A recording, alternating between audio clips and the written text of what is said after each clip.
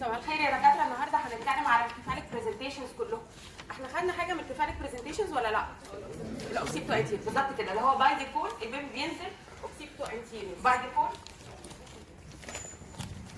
البيبي بينزل اوكسيبتو انتيريور، اللي هو ازاي؟ ظهره هيبقى فين؟ قدام. طالما اوكسيبتو انتيريور يعني ظهره هيبقى قدام كويس. وباي ديفولت برضه لفت اوكسيبتو انتيريور، لفت بالنسبه للام. فبالتالي احنا شرحنا النورمال ليبر على البوزيشن اللي هو بتاع لفت لان هو لفت سايد بتاع الام كويس. اوكسيبت انتيريور فده اللي احنا شرحناه بتاع النورمال ليبر اللي هو اللفت اوكسيبتو انتيريور، ده النورمال بوزيشن اللي البيبي بينزل فيها. طيب ده كيفاليك طبعا برزنتيشن. في كيفاليك برزنتيشنز ثانيه ان ممكن الاوكسيبت ده ينزل دايركتد بوستيريور يعني الاوكسيبت ده بدل ما يبقى انتيريور تورد السيمفيزيس بيوبس بتاع الام، ممكن الاوكسيبت ده يبقى بوستيريور يعني تورد السيكرم بتاع الام. بنسميها اوكسيبيتو بوستيريور. It is not a malpresentation لان هو كيفاليك برزنتيشن وكيفاليك فيرتكس كمان. يعني طالما ان هو كيفاليك وفيرتكس يبقى ده نورمال برزنتيشن، لان هو النورمال برزنتيشن بتاعتنا انه يبقى كيفاليك وانه يبقى فيرتكس، ما يبقاش كيفاليك فيس او كيفاليك براو، لان لو هو فيس او براو دي مال برزنتيشن. لكن طالما ان هو فيرتكس فإت از نورمال برزنتيشن، بس هي مال بوزيشن. البوزيشن هو اللي مش صح، بدل ما الاوكسيبت انتيريور بقى الاوكسيبت بوستيريور. فعشان كده الاوكسيبت بوستيريور دي ما بنقولش عليها مال برزنتيشن، بنقول عليها مال بوزيشن لان ات از نورمال برزنتيشن، هو كيفاليك فيرتكس، لكن ات از مال بوزيشن لان الاوكسيبت از دايركتد بوستيريورلي انستيد اوف بينج انتيريور. فهو ده بالنسبه للاوكسيبتو بوستيريور. لكن الفيس والبراو طالما ان هم مش فيرتكس لان النورمال ليبر لو تفتكروا الديفينيشن بتاعتها it is delivery of او passage of a single living cephalic vertex، لازم يبقى vertex خلاص. فهو هنا الاوكسيبتو بوستيريور ده vertex، فهو ده it's a normal presentation، بس هو اللي مال بوزيشن. لكن بالنسبه للفيس والبراو لا، لان it's a single living cephalic لكن مش vertex، هو هنا فيس وهنا براو، فالاثنين دول مال برزنتيشن، لكن يعني مال برزنتيشن، لكن الاوكسيبتو بوستيريور دي مال بوزيشن. واضح الفرق بينهم؟ سهله يعني ماشي، بس عشان نبقى متخيلين ان هو لما يقول لك المال برزنتيشن لا، الاوكسيبتو بوستيريور ده مش مال برزنتيشن، ده مال بوزيشن بس لكن مش مال برزنتيشن. الانسنس هنا مهم عشان تتخيلوا قد ايه هتقابلوه. الانسنس بتاع الاوكسيبتو بوستيريور 20%. انتوا متخيلين 20% من الستات اللي داخلين في ولاده at the time of delivery at the time of labor، لما يجوا لك في الفيرست ستيج اوف ليبر تيجي تفحصها تلاقي الاوكسيبت ده دايركتد بوستيريور، الاوكسيبت ده مش دايركتد انتيريور. فطبعا ده بيج برسنتج، يعني ستات كتير بيولدوا كل 100 هتلاقي تقريبا 20% 20 منهم او ربعهم جايين باوكسيبتو بوستيريور. ده يخليك على طول تتخيل انه مش ممكن تبقى دي حاجه غير طبيعيه قوي كده، يعني اكيد ليها طريقه ما ان هم بيولدوا، والا كان يبقى الريت اوف سيزاريان سكشن اعلى من اللي احنا فيه دلوقتي بكتير جدا. ففعلا هنشوف دلوقتي دول بيولدوا ازاي الاوكسيبتو بوستيريور. في معلومه مهمه في الاتيولوجي بتاع كل المال برزنتيشنز والمال بوزيشن، ما عندناش مال بوزيشن غير الاوكسيبتو بوستيريور، بقيه الحاجات كلها مال برزنتيشنز. الاتيولوجي بتاعهم واحد، يعني ايه؟ يعني اللي يخلي البيبي ما يجيش اوكسيبتو انتيريور يا اما حاجات موجوده في الام يا اما حاجات موجوده في البيبي. لو هي عندها بانجولس ابدومن، يعني ايه بانجولس؟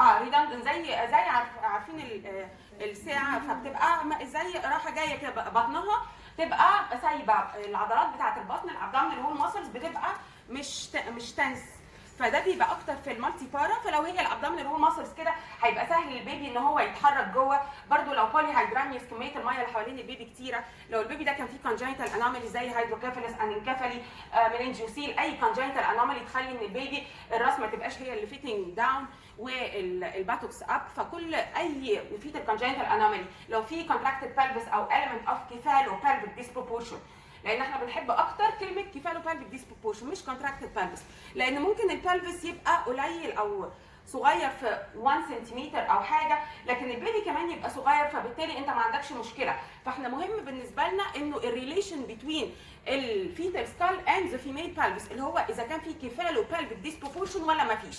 لكن كلمه كونتراكتد بلفس كده للمطلق مش بنستخدمها قوي قد ما بنستخدم كلمه كيفالو بالفيك ديسبروبورشن، لان ده اللي يهمني، عندي كيفالو بالفيك ديسبروبورشن ولا ما عنديش كيفالو بالفيك ديسبروبورشن. ففي جنرال اتيولوجي وساعات احنا يعني من ضمن الاسئله اللي كانت محطوطه لهم السنه اللي فاتت برضو في الشورت انسر كويستشنز اللي هم etiologies of malpresentation، تقول اي ثلاثه لان كل سؤال بيبقى من 3 درجات. لو قلت لي مثلا contracted pelvis او pelvic disproportion في congenital anomalies مثلا multiple fetal gestation polyhydramnios، يعني اي حاجه من الحاجات اللي هي ممكن تخلي ان البيبي ده يجي ببرزنتيشن او بوزيشن غير الاوكسيبتو انتيرير اللي احنا متعودين عليها او احنا عارفينها. فعشان كده انا كاتباها بالازرق لان هي دي جنرال حاجات يعني تكتبها في اي مال برزنتيشن. لما تيجي ناخد البريتش والشولدر بعد كده والكورد والكومبلكس والكلام ده كلهم واحد، بس بيبقى في واحده سبيسيفيك لكل مال برزنتيشن، واحده سبيسيفيك عشان بس تبقى انت يعني الناس لو انت بتمتحن اورال او كده او ريتن بيبقى لطيف انك انت تقول لي اول واحده اللي هي الحاجه سبيسيفيك، ده هبقى عارفه ان انت سبيسيفيكلي قاري الموضوع ده. لكن لو قلت لي الجنرال مش هقدر اقول لك غلط. فالسبيسيفيك بتاعه الاوكسيبتو بوستيرير الاندرويد او الانثروبويد بلفس. يعني ايه اندرويد او انثروبويد؟ احنا لما شرحنا الدايمترز بتاعه الفيميل بلفس قلنا الانترنس بتاعنا كان اوفل، الترانسفيرس والانثروبوستيرير دايمتر كانوا كام؟ بتوع الانلت 11 في 13، فده اوفل انلت. ده جاينيكويد بلفس. جاينيكويد جاي من جاينيكولوجي اللي هو البلفس العادي بتاع الستات. لو كان هو هارت شيب يعني هارت شيب على شكل هارت او كده ده بيبقى اكتر اندرويد بلفس.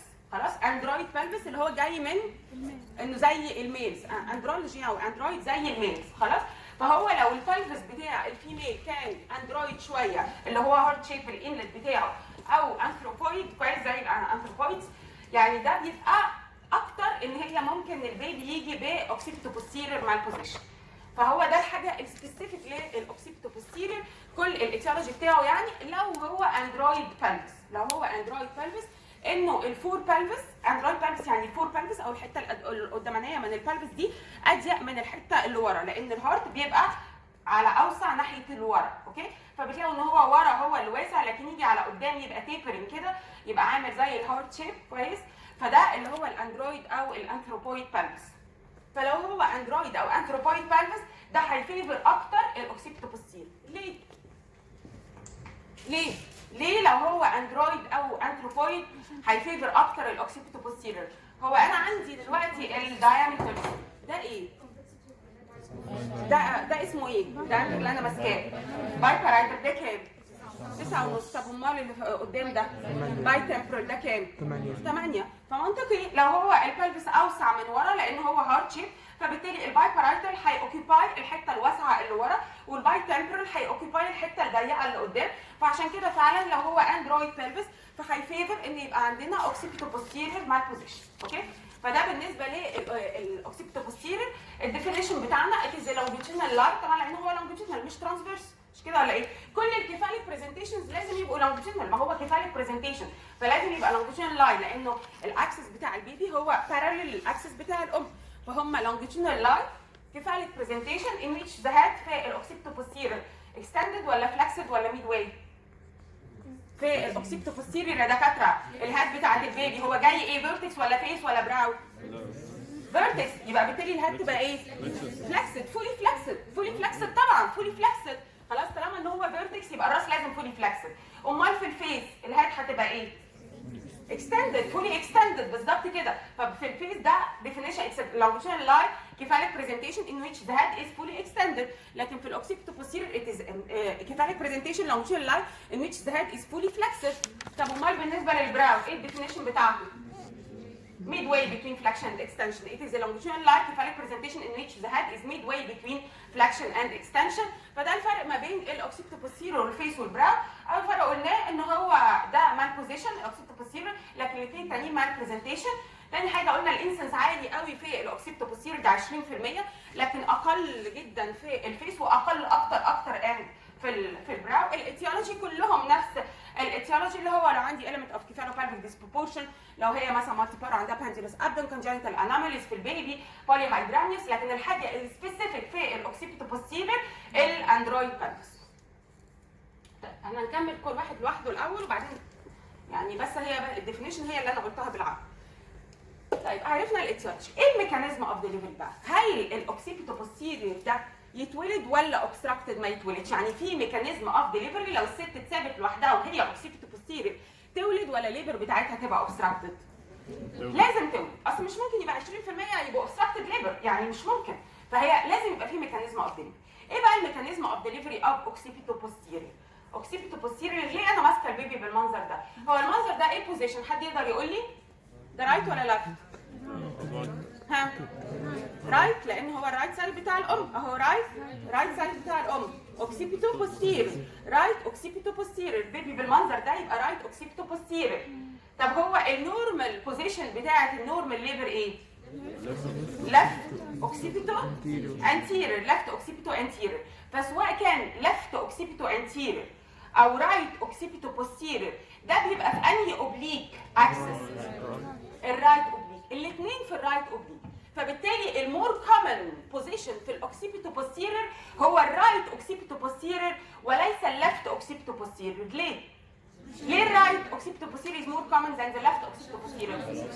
عشان الرايت اوبليك ده هو الاطول، لان اللفت اوبليك ده اوكيبايد باي ستيجمويد كولون، فعشان كده الرايت اوبليك هو اللي بيبقى اطول شويه.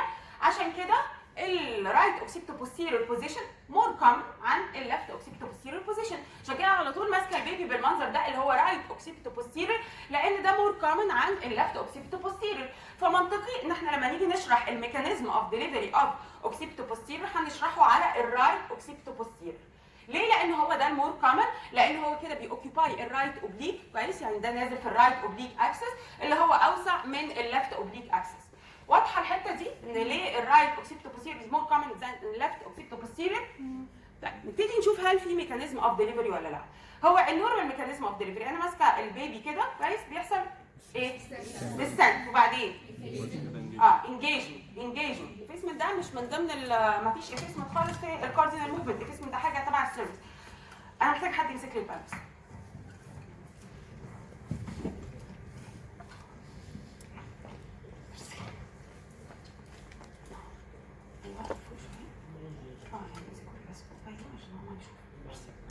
طيب يبقى اهو البيبي اهو رايت اوكسيبيتو بوستيريور. رايت لان هو الرايت سايد بتاع الام، والاوكسيبيت از دايركتد بوستيريور. رايت اوكسيبيتو بوستيريور. الميكانيزم اوف ديليفري descent وبعدين engagement passage of the biparietal diameter through the plane of the pelvic inlet اللي هو engagement وبعدين يميت الليفيتور اناي فيحصل له more and more flexion fully flexed وبعدين internal rotation. هنا لو عمل internal rotation واحده ما ينفعش، لازم يعمل حاجه اسمها long anterior rotation او long internal rotation. انا طلعها بره البلفس بس عشان انتوا تشوفوا. فلازم يعمل لنا مش بس 1/8 of a circle، ده 1 2 3 عشان يبقى دايركت اوكسيبيتو انتيريور زي الدايركت اوكسيبيتو انتيريور بتاع اللفت اوكسيبيتو انتيريور لما عمل لونج انتيريور روتيشن لونج انترنال روتيشن فبقى دايركت اوكسيبيتو انتيريور عشان يديليفر. فهنا احنا اللي محتاجينه من البيبي اللي هو الرايت اوكسيبيتو بوستيريور ان هو يعمل مش بس 1/8 اوف سيركل او يعمل يعني بس شورت انترنال روتيشن او انتيريور روتيشن، ده لازم يعمل لي لونج انتيريور روتيشن او لونج انترنال روتيشن. يعني لازم يعمل اللونج دي قد ايه؟ 3 اتمام 3/8 اوف سيركل مش اونلي 1/8 اوف سيركل. يعني لازم يعمل لي الاول بدل ما هو ليفت رايت اوكسيبيتو بوستيريور بعدين يجي كده يبقى رايت اوكسيبيتو ترانسفيرس وبعدين يبقى ده كده ايه؟ لا ده كده هنا ايه يا دكاتره؟ رايت اوكسيبيتو انتيريور وبعدين دايركت اوكسيبيتو انتيريور عشان يتولد. اوكي عشان يتولد زي الاوكسيبيتو انتيريور العادي. فبالتالي الستep المختلفه اللي انا محتاجاها انه يعملها البيبي انه يعمل بعد ما بيعمل ديسنت وانجيجمنت وانكريز انفلكشن يعمل لي لونج انتيريور روتيشن 3/8 اوف سيركل عشان يبقى دايركت اوكسيبيتو انتيريور وبالتالي الهاد تو ديليفر ان ميكانيزم اوف اكستنشن عادي زي النورمال بيبي. واضح؟ يبقى احنا اللي محتاجينه من البيبي هنا كويس في الاوكسيبيتو بوستيريور بوزيشن ان هو يعمل لي لونج انتيريور روتيشن او بنسميها لونج انترنال روتيشن الاثنين واحد لان هي انترنال انسايد ذا pelvis او انتيريور لان هي it brings the occiput anteriorly. فاحنا محتاجين اللونج انتيريور روتيشن او اللونج انترنال روتيشن دي من البيبي. لونج انتيريور روتيشن او لونج انترنال روتيشن. تفتكروا ده بيحصل في كام في المية من ال 20% بتاع الاوكسيبيتو بوستيريور؟ بيحصل في 90% من الحالات. 90% من الحالات يعني معظمهم بيحصل لهم هذا اللونج انتيريور روتيشن او اللونج انترنال روتيشن. يعني البيبي ايه؟ الرايت اوكسيبيتو بوستيريور ده بيحصل له ديسنت انجيجمنت وبعدين انكريز فلاكشن وبعدين internal rotation او long anterior rotation في كام في المية من حالات الاوكسيبتو posterior؟ في 90%. 90% of the cases بتاعه الاوكسيبتو posterior بيحصل لهم long internal rotation long anterior rotation عشان الاوكسيبت يهنج below السيمفيسيس pubis والهاد تو ديليفر باي ميكانيزم اوف extension زي بالظبط الاوكسيبتو anterior position. 90% منهم بيحصل لهم long anterior rotation او long internal rotation عشان يبقى دايركت اوكسيبتو anterior وبعدين الهاد تو ديليفر باي ميكانيزم اوف اكستنشن زي بالظبط النورمال ليبر وزي الاوكسيبتو anterior بالظبط. امتى الراس تلف 3 اتمام؟ هل احنا محتاجين فاكتورز معينه عشان الراس دي تلف ال3 اتمام وبالتالي هو يديليفر باي ميكانيزم اوف اكستنشن عادي خالص؟ تفتكروا ايه اللي انا محتاجاه عشان يحصل اللونج روتيشن دي انسايد ذا pelvis؟ افندم؟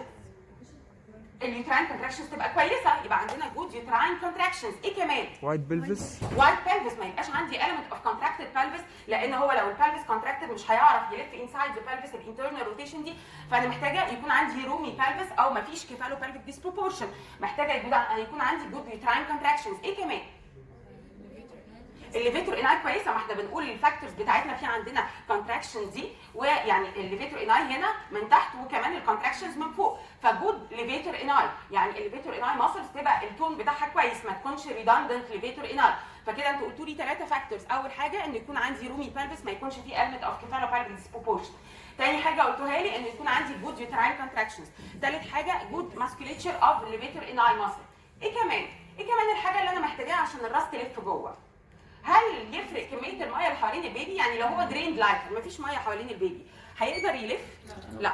فلازم يبقى عندي adequate amount of lighter. ما تكونش العينه دي rupture of membranes for a long time. يعني لو هي recent rupture of membranes لسه بيبقى فيه ميه. الميه اللي حوالين البيبي او الامنيوتيك فلويد حد يعرف at full term تقريبا بيبقى قد ايه؟ لتر ونص. لتر ونص ده كتير. انتوا متخيلين لتر ونص؟ لتر ونص يعني كتير يعني ده كميه كبيره. لو حصل لها رابتشر ممبرنز بس بحيث ان هو حاجه صغيره نزلت وفاضل لتر جوه ممكن يلف برده خلاص. يعني انا محتاجه adequate amount of light. adequate يعني مش هقدر اقول لكم قوي intact membranes يعني مش لازم قوي الممبرينز تبقى intact بس على الاقل يبقى في adequate amount of light لان وانس ان حصل rupture membranes مش immediately كل اللايكر بيبقى درين لان الراس دي بتبقى لابسه على السيرفكس فبالتالي مش بتخلي كل الميه ان هي تنزل لا بتخلي في ميه موجوده فوق فبالتالي مش كل الميه بتنزل لو حصل لها immediate rupture of membranes. فبالتالي انا محتاجه عشان يحصل اللونج الفاكتورز ذات فيفر لونج انتيريور روتيشن لونج انترنال روتيشن دي اهم حاجه تبقى عارفاها لان دي اللي هيخليك تقول استنى على الست لانها من 90% ولا ما استناش عليها لانها الراس مش هتلف. فدي اللي هو انت لو لقيت اوكسيبيتو بوستيريور اول حاجه بتعملها لما ايه ده الاوكسيبيتو دايركتد بوستيريور ده مش انتيريور. طب وبعدين الست دي هتولد ولا لا؟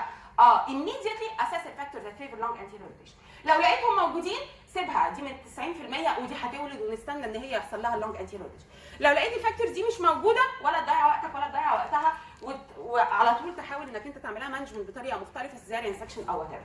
فبالتالي الفاكتورز ذات فيفر لونج انتيريور روتيشن دي اهم حاجه تبقوا عارفينها في كل المال برزنتيشن والمال بوزيشن لان هنتكلم عليها بعد كده كمان في الفيس وكده. فالفاكتور ذات فيفر لونج انتيريور روتيشن بتعرفها كويس جدا جدا جدا. يعني لو انت عايز تطلع بحاجه واحده من الدرس بتاع كل المال برزنتيشن هم ايه هم الفاكتور ذات فيفر لونج انتيريور روتيشن.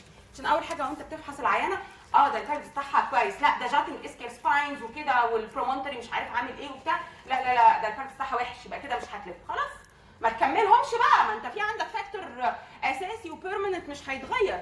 طب الليفيتور ايه ده التون وحشه قوي ما دام كده حاولي تمسكي وانا بعمل لها بي في حاولي كده تمسكي على ايدي اكنك بتمسكي نفسك عايزه تخشي الحمام اكن في مخده مثلا بين وهي بتعمل كونتراكشن تلاقي انه مفيش تون مفيش حاجه ماسكه لا ده الليفيتور التون بتاعها وحش. ما دام ايه ده انت مفيش ميه هي الميه نزلت عليكي دي من امبارح يا دكتور تيجي تعمل الترا ساوند رينج لايكر مفيش ميه خلاص ما هو الفاكتورز دي هم المهمين. طب ليه انا قلت دول وسبت اليوتراين كونتراكشن اخر حاجه؟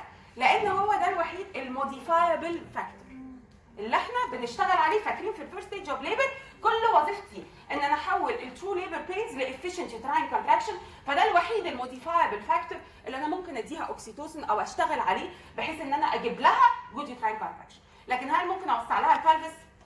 هل ممكن اخلي الليفيتور يبقى التون بتاعها كويس؟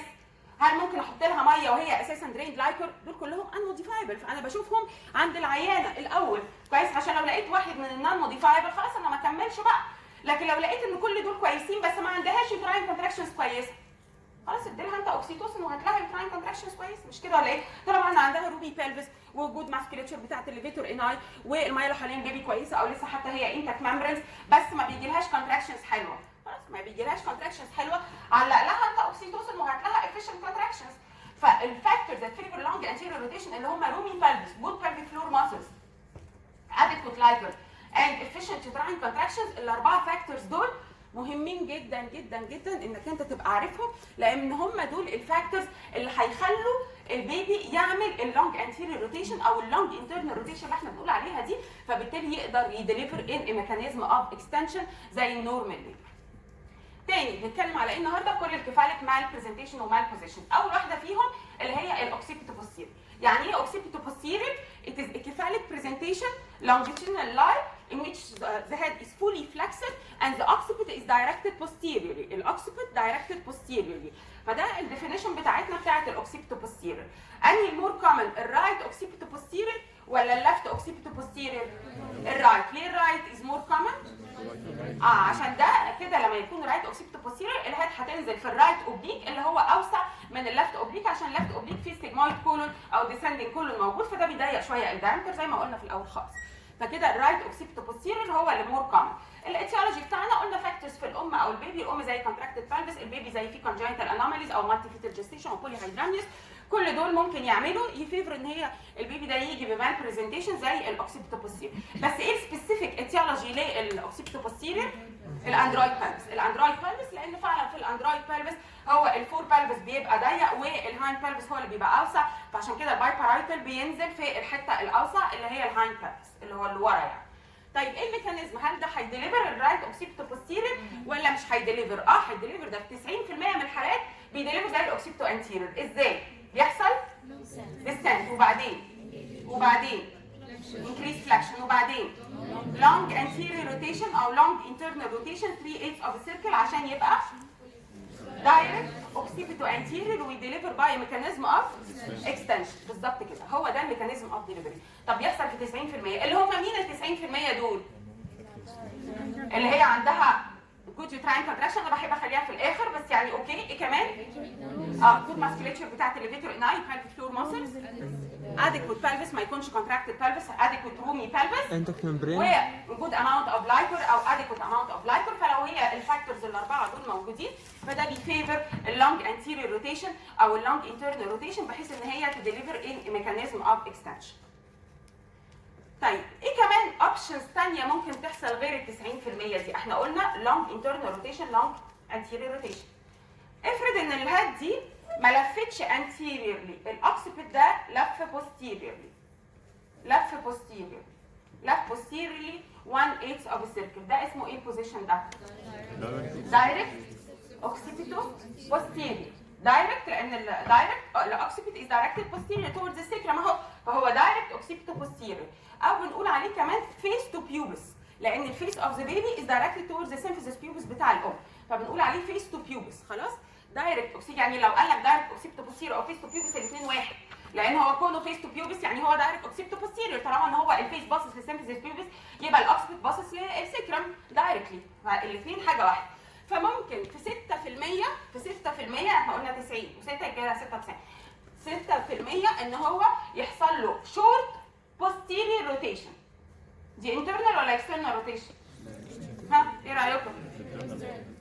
يعني الروتيشن اللي حصلت دي اللي هي short posterior rotation دي internal ولا external؟ طبعا هو سؤال غبي بس يعني احنا بنحاول ان احنا يعني نشوف الدنيا الناس هو ده كان جوه البلفس الروتيشن دي ولا كانت بره؟ طبعا لازم تقولوا لي ايه العبط اللي انت بتقوليه ده، هو ده احنا شايفينه ما كل ده جوه، ده لازم يبقى internal rotation، سواء كانت anterior rotation هي internal rotation او posterior rotation برضه internal rotation، ما هو inside the pelvis. وانا شايفه اي حاجه بره، انا الحاجه الوحيده الاكسترنال لما يبقى انا شايفاها انا مش شايفه البيبي اساسا، انا مش هشوف البيبي غير بالدليفري باي ميكانيزم اوف فليكشن ولا اكستنشن. خلاص؟ فديفنتلي انا مش شايفاه. فهو البوستيريور روتيشن شورت بوستيريور روتيشن دي برضه انترنال روتيشن، هو مش كل ان الانتيريور روتيشن بقت اسمها انترنال يبقى البوستيريور يبقى اسمها اكسترنال، هو في لعبه دكاتره نصحصح كده مع بعض. خلاص؟ يبقى ممكن قوي ان هو الرايت اوكسيبيتو بوستيريور ده يحصل له ديستنت وانجيجمنت، وبعدين بعد كده بدل ما يحصل له لونج انتيريور روتيشن لا يحصل له شورت بوستيريور روتيشن برضه انسايد ذا pelvis عشان عشان يبقى فيس تو بيوبس، الفيس فيسنج السيمفيزيس بيوبس، ويديليفر باي ميكانيزم اوف. هيديليفر ازاي؟ فلاكشن بالظبط كده. انا هسيب بس البلبس عشان اعرف اوريكم. هيديليفر هو دلوقتي فيس تو بيوبس، هيديليفر باي ميكانيزم اوف فلاكشن. هيديليفر الفيس تو بيوبس ده دايركت اوكسيبيتو بوستيريور بيديليفر باي ميكانيزم اوف فلاكشن. طب ازاي فلاكشن؟ نركز مع بعضينا كده. ازاي فلاكشن؟ هو مش كان فولي فلاكسد؟ طب نفكر كده مع بعض.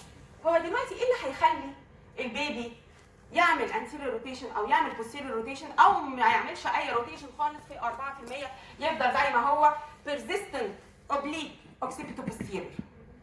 في عندي حاجه اسمها السنسيبت اللي هو الانتيريور من ناحيه الانتيريور فونتانال، وعندي الاوكسيبيت اللي هو ناحيه البوستيريور فونتانال. احنا متفقين على ان الراس دي فلكسد والا ما يبقى اسمه اوكسيبيتو اساسا، يعني متفقين على انها فلكسد.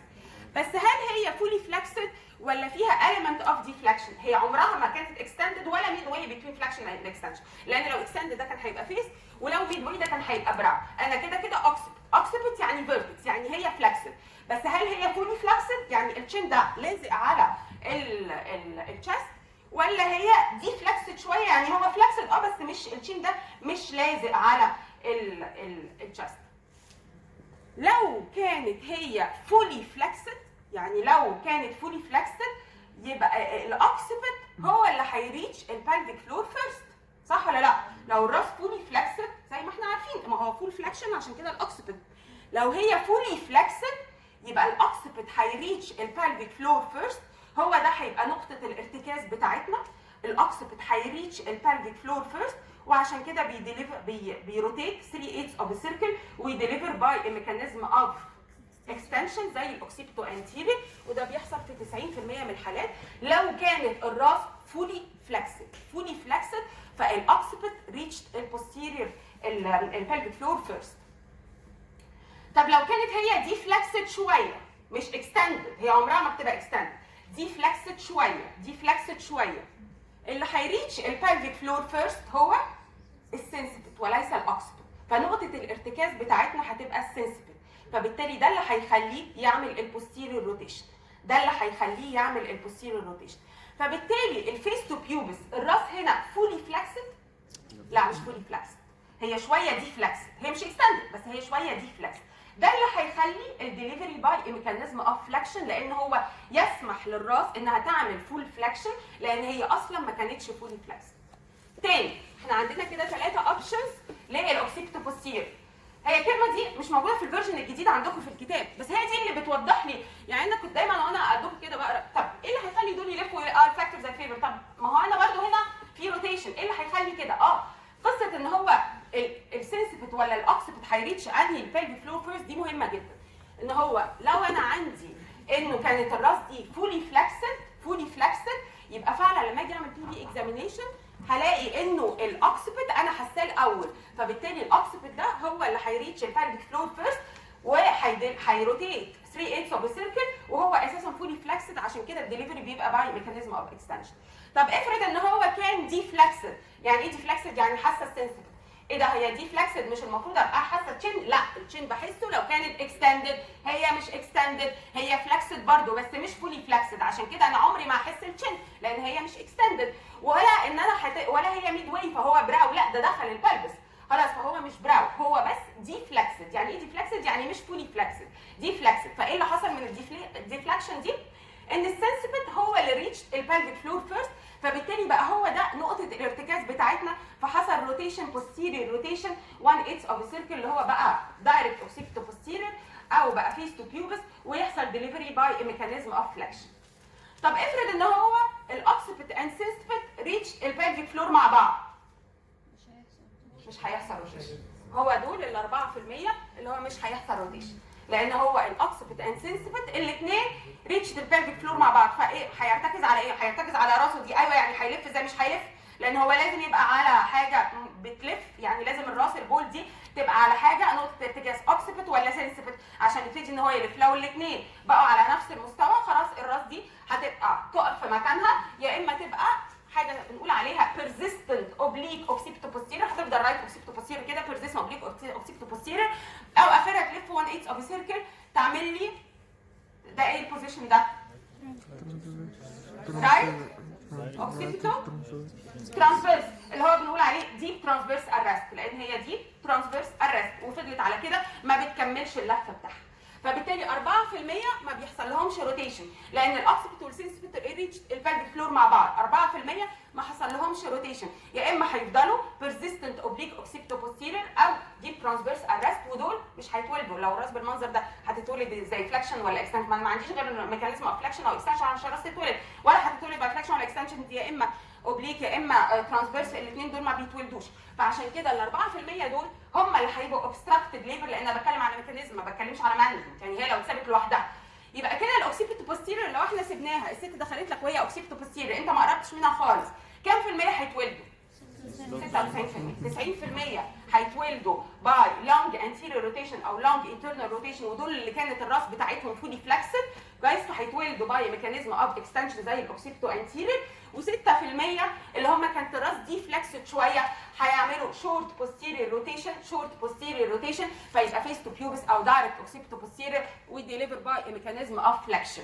لكن في 4% مش هيحصل لهم اي روتيشن خالص، هيفضلوا زي ما هم كده، يا اما نقول عليهم ديب ترانسفيرس ارست او بيرزيستنت اوبليك اوكسيبيتو بوستيريور، والاثنين دول مش هيتولدوا ان ليبر ودي كونسيدر اوبستراكتد، وهتبقى اوبستراكتد ليبر وهتفضل الست كده انا وهي الى ما لا نهايه مفيش ولاده خالص. فدول اللي انا محتاجه اعمل لهم مانج. الاسئله في الاخر.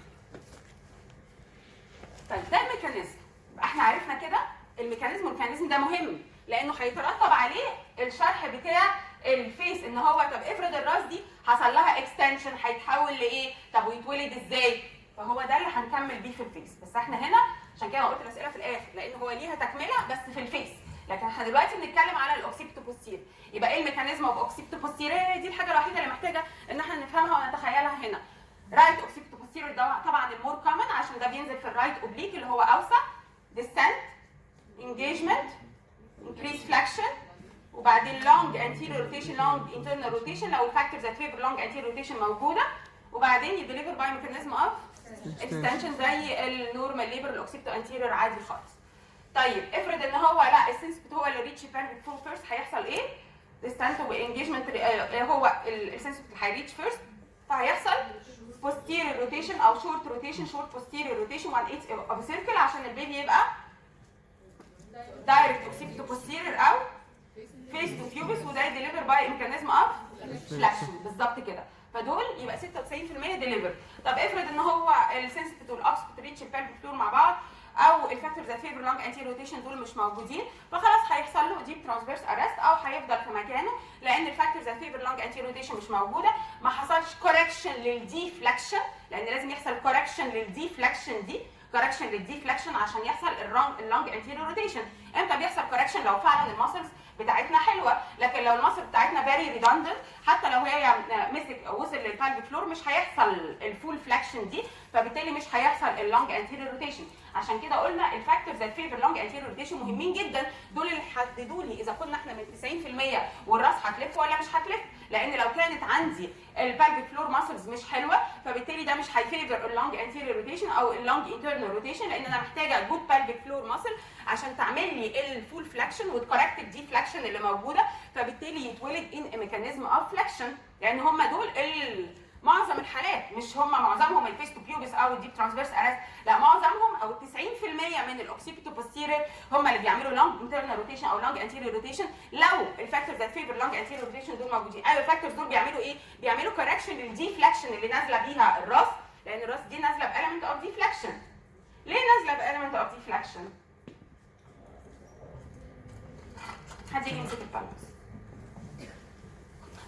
اللي عايز يسرح او مش اللي عايز يكمل سرحان نوم يفضل مكمل، اللي عايز يصحصح معايا في الحته دي برضه يصحصح.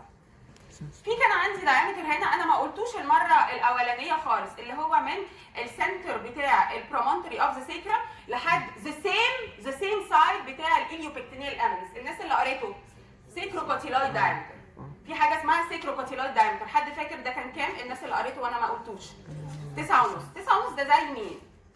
ده زي البايبرايتال دايمتر. في الرايت اوكسيبيتو بوستيريور او لف، بس احنا مش هنعرف الرايت اوكسيبيتو بوستيريور البايبرايتال دايمتر ده نازل في انهي دايمتر؟ رايت اوبليك في رايت سيكروكوتيلاين. انتوا متخيلين ان نازل لي 9.5 في 9.5؟ فانتوا متخيلين قد ايه هو محشور؟ محشور جدا، لان البايبرايتال دايمتر ده نازل في الرايت سيكروكوتيلاين، في حين انه الاوبليك دايمتر اللي هو 12 سم نازل فيه البايتمبورال دايمتر اللي هو ال 8 سم ده. فالراس دي فعلا عماله تلق كده، الراس دي فعلا هي كده عماله تلق، اللي هو ممكن تبقى ديفلكسد شويه او تبقى فلكسد فولي فلكسد او كده. عشان كده بنقول ايه، بيحصل كوركشن للديفلكشن دي ولا لا. فبالتالي انا محتاجه يبقى البلفس مش كونتراكتد قوي، يعني ما ينفعش يبقى سيكروكوتيلايد اقل من كده كمان، يعني اذا كان هو يا دوب ده هي محشوره خلاص. فمحتاجه يبقى شويه رومي بلفس، ويبقى عندي جود بلفيك فلور ماسل عشان يحصل كوركشن للديفلكشن اللي لازم هتنزل ديفلكس. لازم في الاوكسيبتو بوستيريور الراس هتنزل مش فولي فلكسد، هتبقى فيها element of deflection. ليه element of deflection؟ لان البايبرايتال دايمتر ده محشور في السيكروكوتيلايد دايمتر، لكن الانتيريور بايتمبرال هو اللي عمال يلق في ال 12 سم، فعشان كده بيبقى فيه element of deflection. ايوه element of deflection لحد فين؟ يعني برضو الاوكسيبت هو اللي هيريتش فيرست ولا السنسبت يريتش فيرست ولا الاثنين ينزلوا مع بعض؟ هو ده اللي بيحدد لي الروتيشن هتبقى شكلها ايه. لو الاليمنت اوف ديفلكشن ده كان سيفير، فبالتالي مين اللي هيريتش فيرست؟ السنسيتيف، فبالتالي يحصل ايه؟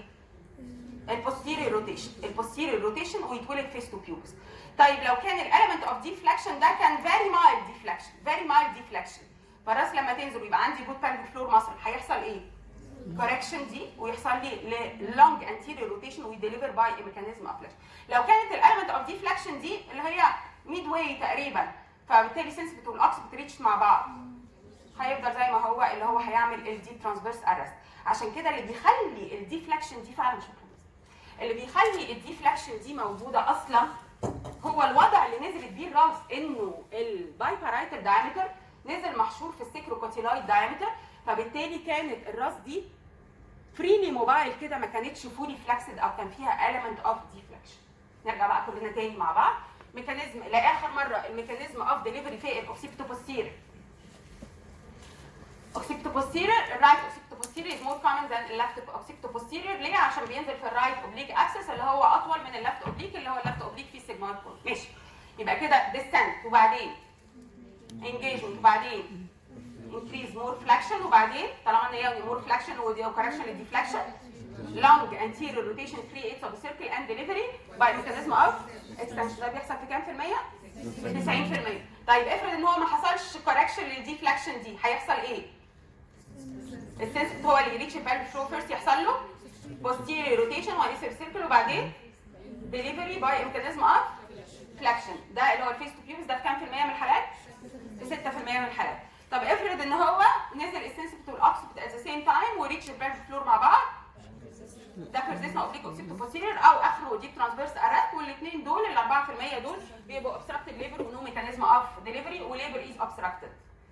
ده بالنسبه للميكانيزم اوف اوكسيبتو بوستيريور، ديليفري اوف اوكسيبتو بوستيريور. طبعا في كومبليكيشنز. طالما احنا اوبستاتريكس يبقى على طول انا عندي ماتيرنال اند فيتال. ماتيرنال اند فيتال طالما ان انا بعد الفايبيليتي، بعد الفايبيليتي يعني بعد 24 اسبوع انا بتعامل مع ام وبيبي. ففي الاوكسيبتو بوستيريور ده ايه الماتيرنال كومبليكيشنز اللي ممكن تتخيلوها لو انا بولد واحده اوكسيبتو بوستيريور؟ ايه اللي ممكن يحصل؟ وقت الولاده يطول طبعا، لان انا محتاجه استنى واساس الفاكتور زي فيبر لونج انتيريور روتيشن، وبدل ما بيروتيت 1 ايس اوف سيركل ده بيروتيت 3 ايس اوف سيركل، فطبعا الليبر ويل بي برولونجد، فبرولونجد ليبر. والبرولونجد ليبر دي ممكن يحصل بريماتشور رابتشر اوف ميمبرينز، وممكن يعمل لي بيربولار سابسس او انفكشن طالما حصل لها بريماتشور رابتشر اوف ميمبرينز، وممكن بعد كده يحصل بوست بارتم هامرج، لانه الاتوني طالما ان هي بقت برولونجد ليبر اليوترس ده بيبقى اكزهوستد، فممكن ما يحصلوش كونتراكشن بعد الولاده، لان حصل اكزهوشن للماسلز بتاعت اليوترس، فممكن تخش في يوتراين اتوني يعني ما بتبقاش كونتراكتد كويس الماسلز بوست بارتم، وتخش مننا في بوست بارتم هامرج. ففعلا دي الكومبليكيشنز، الماتيرنال كومبليكيشن بتاعتنا اللي هو برولونجد ليبر، بريماتشور رابتشر اوف ميمبرينز، برام اللي هو بريماتشور رابتشر اوف ميمبرينز، بوست بارتم هامرج، بيربولار سابسس. الاربعه بيس دول الكومبليكيشن بتاع كل المال برزنتيشنز بتاعتنا والمال بوزيشن، عشان كده كاتبهم بالازرق لان ده جنرال ده كلهم. تيجي في البريتش برضه هتقول نفس الكلام، في الشولدر في بتاع، يعني كلهم ليهم نفس الماتيرنال كومبليكيشن. فيتال كومبليكيشن طبعا ممكن يحصل فيتال ديستريس لان ليبر از برولونجد، فممكن قوي يحصل لنا فيتال ديستريس، وممكن الديستريس ده يقلب بفيتال اسفيكسيا او انتراوتراين فيتال ديث. ممكن يبقى في كومبليكيشن لانسترومنتال ديليفري، لو جيت ان انا احاول استخدم انسترومنتال ديليفري زي ما هنشوف دلوقتي، في المانجمنت اوف ليبر. وممكن قوي يبقى associated congenital anomalies، يعني احنا بنقول لو البيبي عنده congenital anomaly ممكن يجي بمال برزنتيشن، طيب ما هو هتبقى complication للassociated congenital anomalies اللي موجوده في البيبي دي. فده بالنسبه للcomplications of any malpresentation and malposition، ان هو بيبقى عندي maternal complication وفيتال complication. maternal complication ممكن يحصل لها prolonged labor, premature rupture of membranes, postpartum hemorrhage او puerperal sepsis. الفيتال complication دي ممكن البيبي يحصل له fetal distress او fetal asphyxia او حتى لدرجه intrauterine fetal death. وكومبليكيشن للانسترومنتال ديليفري اللي انا استخدمتها لو استخدمت فورسبس اند فنتوز بطريقه مش كوريكت، والاسوشيتد كونجنتال انوماليز، فدي كومبليكيشنز. طب هعمل مانجمنت ازاي؟ جات لكم واحده في الاستقبال بتفحص العيانه لقيتها 6 سم بس الاوكسيبت از دايركتد بوستيريور، بتشوف الفونتانيلز، لا دي الفونتانيل الواسعه اللي هي لازن شيب، مش دي اللي انا بدور عليها، انا بدور على الثانيه اللي هي تراينجل دي. اهو انا لقيت الاوكسيبت، فالاوكسيبت ده لا ده مش انتيريور زي ما المفروض يبقى، ده الاوكسيبت ده بوستيريور، وعلى الرايت سايد يبقى هي دي رايت اوكسيبت بوستيريور. تعمل ايه؟ اساس الفاكتورز بتاعت اساس الفاكتورز الفيبر لونج انتيريور، عشان مبدئيا هنقعد مع بعض ونستنى يا مدام لان انت ممكن تولدي ولا لا مفيش امل. لو لقيت ان هي عندها رومي بالفس وجود pelvic floor muscles وعندها efficient adequate amount of liquor او الممبرينز لسه انتك membranes، يبقى ساعتها خلاص تدخلها وتجيب لها efficient uterine contractions، او لو هي عندها efficient uterine contraction هتسيبها وتعمل حاجه اسمها watchful expectancy، يعني تستنى conservative، تستنى watchful expectancy، يعني expecting ان هو تكمل normal، فانت just watching ما بتعملش حاجه، observing labor اللي هو بالبارتوجرام الام والبيبي بتobserve ان هي عندها جود يوتراين كونتراكشن والبيبي عمال ينزل والستيشن بتتقدم والراسه هي بتلف معاك وكده والدنيا كويسه، فانت مكمل معاه. بس طبعا اديلها بقى فلويدز اكتر، انرجيزيا اكتر وكده، لان احنا اكسبكتد ان الفيرست ستيج اوف ليبر هتبقى prolonged شويه عشان يحصل اللونج انتيريور روتيشن. فبالتالي لو هي جات لك في الولاده وانت لقيتها اوكسيبت بوستيريور، assess the factors that favor long anterior rotation. لو كانوا موجودين ادينا قاعدين مع بعض نديكي بقى انرجيزيا وفلويدز ومش عارف ايه عشان الراس تلف وتولدي طبيعي. لو كانوا مش موجودين ما دام انت كده هيحصل لك اوبستراكتد ليبر، مفيش ما يدعو ان احنا نستنى مع بعض، لان الفالف بتاعك كونتراكتد، البلفيك فلور ماسل بتاعتك مش حلوه، انت بقيتي دريند لايكر، يبقى بالتالي مفيش الفاكتور، الراس دي عمرها ما هتلف معانا، ما انت دكتور فالمفروض تاسس عشان تدي ديسيجن خلاص، فعمر ما الراس دي هتلف، مفيش ما يدعو ان احنا نعمل واتش في الاكسبكتنسي، لان مفيش امل في اللف، الفاكتور زي فيبر لونج انتيريور روتيشن مش موجوده عندك، يبقى على طول هنروح ونعمل سيزاريان سكشن. يبقى انا كده بالنسبه لي هواتش ال 90% دول، ال 90% دول هيديليفروا زي الاوكسيبتو انتيريور باي ميكانيزم اوف اكستنشن. محتاجه اعمل لها حاجه معينه في السكند ستيج اوف ليبر؟ لا عادي خالص، ولا حتى ابيزيوت، مش محتاجه بلس اور ماينس على حسب بقى المدام نفسها. ليه؟ لان هو اللي بي اكستند الفالفا، لو انا عملت بروبر مانجمنت وان هو حصل جرادوال اكستنشن للفالفا بالريجن مانوفر اللي انا عملته، واي الاود اكستنشن افتر كراونينج والكلام ده، ايه اللي هيبقى الدايمتر ديستندنج الفالفا؟ السب اوكسيبتو فرونتال هو كام سنتي؟ 10 سنتي عادي، الفالفا ما ديستندبل لحد 10 سنتي، عشان كده حتى لما بنيجي نفتح سيزاريان سكشن بنفتح السكين 10 سنتي، وبنفتح اليوترس برضو اللور سيجمنت سيزاريان سكشن برضو 10 سنتي، لان احنا عايزه حاجه بس نص سنتي اكتر من البايبرايتر دايمتر اللي هو اكبر دايمتر عندي، خلاص؟ فهو 10 سنتي مش محتاج تعمل ابيزيوت. طيب ال 6% التانيين، 6% التانيين اللي هم مين؟ اللي هم هيديليفر باي فلاكشن، اللي هو فيس تو بيوبس، ايه الانتروبوستيريور دايمتر اللي هيديستند الفالفا هنا؟ ها؟ انهي دايمتر؟ الاوكسيبتو فرونتال اللي هو كام؟ او اكشولي هو السبمنتو بريجماتيك اللي هو كام؟ سوري مش سبمنتو بريجماتيك، سبمنتو فرونتال اللي هو كام؟ سواء ده او ده كام؟ 11 ونص. طب ال 11 ونص ده لا ده محتاج افيزيوت، ده محتاج افيزيوت. فانت لو هي فيس تو بيوبس، لو انت بتفحص العيان لو هي في السكند ستيج ولقيتها فيس تو بيوبس انت لازم تعمل افيزيوت، لان لو انت ما عملتش افيزيوتومي هتلاقي انه حصل لها بيرينيال تاجز معاك، فانت لازم تعملها افيزيوت. زي بالظبط لو انت جيت تديليفر وكان يو الاود اكستنشن اوف ذا هيد بيفور كراونينج، خلاص؟ مش افتر كراونينج، بيفور كراونينج، فالبيفور كراونينج هو اللي هيبقى ديستندنج الفالفا هنا اللي هو الاوكسيبيتو فرونتال اللي هو 11.5 سم، فهيحصل تيرز معاك. فانت عشان كده في النورمال ليبر انت يو الاو جرادوال اكستنشن جراديوال اكستنشن بعد الكراونينج نوت بيفور كراونينج، عشان يبقى الدايمتر ديسندنج الفالفا اللي هو السب اوكسيبتو فرونتال مش الاوكسيبتو فرونتال. السب اوكسيبتو فرونتال ده 10 سم لكن الاوكسيبتو فرونتال ده 11.5 سم. فانت هنا محتاج انك انت في الفيس تو بيوبس انك انت تعمل لها ابيزيون. يبقى 90% ويل ديليفر باي ميكانيزم اوف اكستنشن عادي خالص زي النورمال ليت، مش محتاج تعمل اي حاجه خالص. 6% فيس تو بيوبس، فده اللي محتاجه بس انت انك تعمل لها ابيزيوتومي عشان ما يحصلش في مشكله. عشان كده بقول لك 96% هيديليفر، بس خلي بالك ابيزيوتومي تعمله في الفيس تو بيوبس. طب ال 4% اللي باقيين دول اللي هم اوبستراكتد، هم دول اللي انت محتاج وجودك مهم عشانهم، خلاص؟ هتعمل لهم ايه ال 4% دول اللي هم ديب ترانسفيرس ارست او بيرسيست اوبليك اوكسيبتو بوستيريور؟ هنعمل لهم ايه؟ يا سيزاريان يا انسترومنتال ديليفري.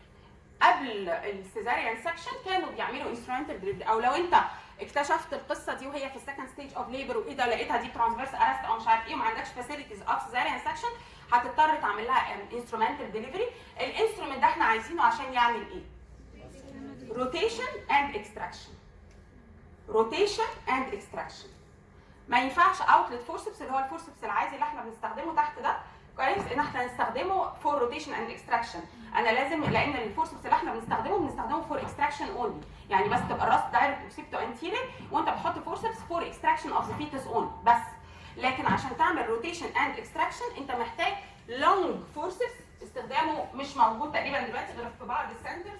في انجلترا بيستخدموه كتير قوي، بس في مصر لا يستخدم، في حتت كتير جدا لا يستخدم، اللي هو الكيلن فورسبس ده. الكيلن فورسبس ده لو رحتوا المتحف هتلاقوه موجود في المتحف بتاع نجيب محفوظ اللي هو في الدور الثالث. لو نزلتوا المتحف طلعتوا السلالم كده هتلاقوا فيه فورسبسات موجوده.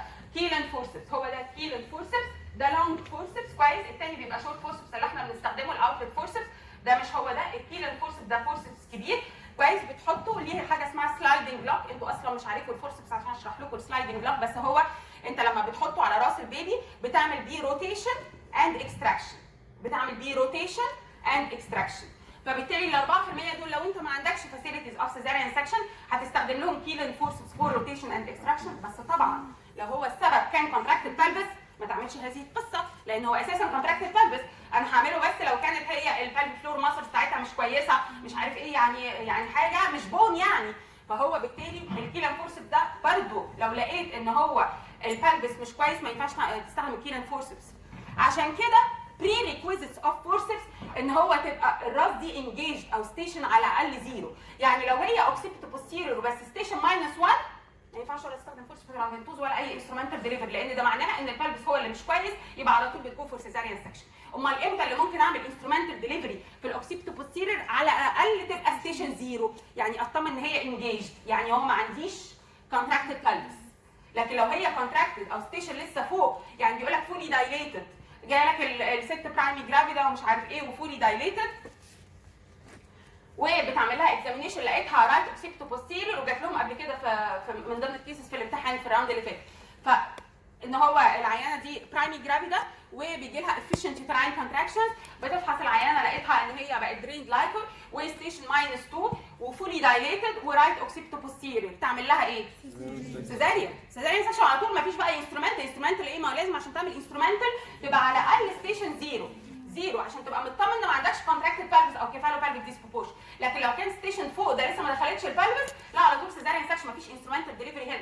عشان تستخدم اي انسترومنتال ديليفري سواء فورسبس او فينتوز اللي هو الفاكيوم اكستراكتور، لازم يبقى الستيشن على الاقل زيرو، يعني تبقى الراس انجيج. فالتو اوبشنز اللي انا كاتباهم سواء الكيلن فورسبس او الفاكيوم في ال 4% ده لازم تبقى الستيشن زيرو. لو الستيشن مش زيرو يبقى انت ما قدامكش غير انك انت تعمل لها سيزاريان سكشن. ايه ده، هو انا ممكن اعمل سيزاريان سكشن عن فولي دايليتد سيرفكس، فولي دايليتد ستيشن +1 كمان، يعني بس عشان نبقى متخيلين. اصل الناس متخيله ان هو ايه، لا ده سيزاريان سكشن لازم الاول وانس ان هو السيرفكس ابتدى يوسع او الراس نزلت يبقى انا كده ما اقدرش اعمل سيزاريان سكشن. لا، ما في عندنا حاجه اسمها كونتراكتد اوتلت.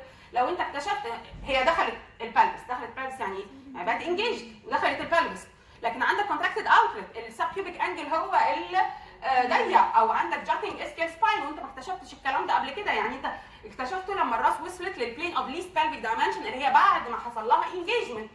ممكن تعملها سيزاريان سكشن عادي، ما هو الاوبستراكتد ليبر اصلا باي ديفينيشن ان هي فولي دايليتد، لكن في ميكانيكال اوبستراكشن والراس مش قادره ان هي تعدي فتعمل لها سيزاريان سكشن عادي.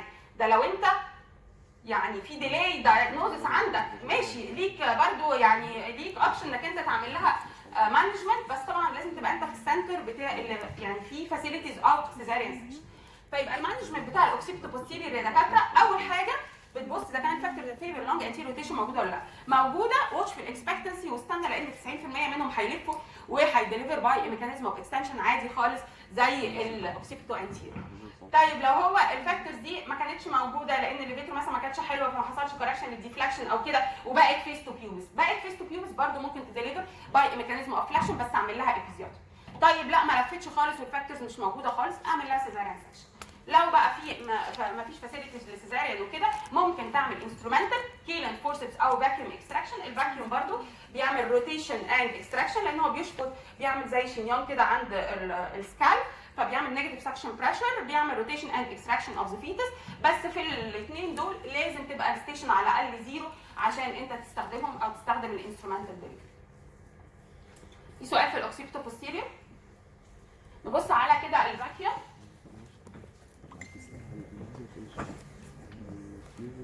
او ده الكيلن فورسبس يا دكاتره اللي هو بنقول فيه سلايدنج لوك. سلايدنج لوك يعني ده بيعمل روتيشن اند اكستراكشن. طبعا دول بيبقوا على البارايتال امبلنس، يعني انت بتحط الاثنين بليدز اوف فورسبس دول على الباي بارايتال بتاع البيبي وبتعمل روتيشن اند اكستراكشن بالكيلن فورسبس ده. بيستخدموه كتير قوي، هيشتغلوا منكم بعد كده في انجلترا، بيستخدموه كتير قوي قوي قوي. في كومبليكيشنز جامده قوي. انت متخيل الفورسبس ده بيعمل لك لونج دكاتره؟ عشان الناس اللي بتسال ليه ما بتستخدمش الكيلن فورسبس سيفر السيزاريان سكشن للام وللبيبي، لان هو ده انت انت محتاج لونج انتيريور روتيشن للبيبي. افرض انت يوميس دايجنوز وكان فيها element اوف كيفالوبالفيك ديسبروبورشن، خلي بالك هيبقى في كومبليكيشن على البيبي وممكن يحصل اكسسيف مولدنج. هو طبيعي يحصل فيزيولوجيكال مولدنج اللي هو بيحصل ابروكسيميشن للبونز عند السوتشر لاين خلاص، لكن ده ممكن يبقى يحصل اوفر رايدنج للبونز كلها. ممكن يحصل للبيبي انتراكرينيال هامرج وانت بتنزل البيبي، بلس ان هو سبيس اوكيباينج، فلو انت ما حطيتوش صح يو انكلودد مثلا الليب بتاع السيرفكس ولا حاجه يوترس او كده، ممكن تعمل لها انت بايدك سيرفايكال تيرز رابتشر يوترس. فبالتالي لازم الابلكيشن يبقى الفورسبس بروبر ابلكيشن اوف ذا فورسبس. عشان كده مش بنستخدم غير الاوتلت فورسبس اللي هو انت خلاص بتبقى شايف الراس بس بتشورتن السكند ستيج وبيبقى بس سنجل ابلكيشن فور اكستراكشن اوف ذا فيتس، لكن ما بنعملش فور روتيشن اند اكستراكشن لان الكومبليكيشن بتاعه الكيلن فورسبس بتبقى كتير. عشان كده لا يستخدم في حتت كتيره جدا جدا جدا. بس عشان ده يوريكوا قد ايه ان في كومبليكيشن برضه للسيزاريان سكشن. يعني السيزاريان سكشن اتس نوت كده سيف لان ليها موربيديتيز ومورتاليتيز سواء انترا اوبرتيف من الدليفري والانستيزيا كومبليكيشن والانجريز تو سراوندينج ستراكشرز وكلام من ده، وبوست اوبرتيف ان هي ممكن تعملها ادهيجنز وانفيرتيليتي او ممكن بريسيبيتيت لبلاسنتا اكريتا بعد كده ابنورمالي ادرنت بلاسنتا. ففي كومبليكيشنز برضه للسيزاريان سكشن. فانت بتوي البنفيت ريسك ريشيو. هم هناك متعودين ان هم بيستخدموا الكيلن ويعني بيتدربوا عليه كتير قوي عشان يقللوا قوي الريتس اوف سيزاريان سكشن. لكن في سنترز كتيره قوي استخدام اللونج فورسبس مش مقبول، اللي هم من ضمنهم الكيلن فورسبس لانه كيلن فورسبس از لونج فورسبس كويس. فبالتالي بنجو فور سيزاريان سكشن برضو بالكومبليكيشنز بتاعتها المعروفه. سؤال في الاوكسيبتو بوستيريور. طيب نيجي بقى للفيس. كلكم اديتوني الورق بتاع الامتحان بتاع البليدنج ان ايرلي بريجنسي يا دكاتره. في حد ما ادانيش؟ طب ممكن اللي ما ادانيش يديني؟ ايوه ادوني دلوقتي عادي بس عشان ايه نفصل شويه ما بين الاوكسيبتو بوستيريور والفيس. في حد تاني معاه الورق بتاع البليدنج ان ايرلي سوري النورمال ليبر النورمال بريجنسي ده اللي انا هصححه دلوقتي معاكم بعد ما نخلص. مع قصدي النورمال ليبر، انا اسف نورمال ليبر. نورمال ليبر حد تاني هيدي؟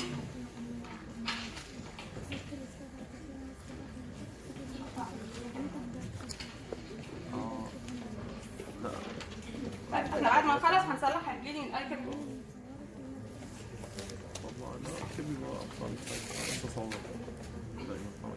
في حد تاني؟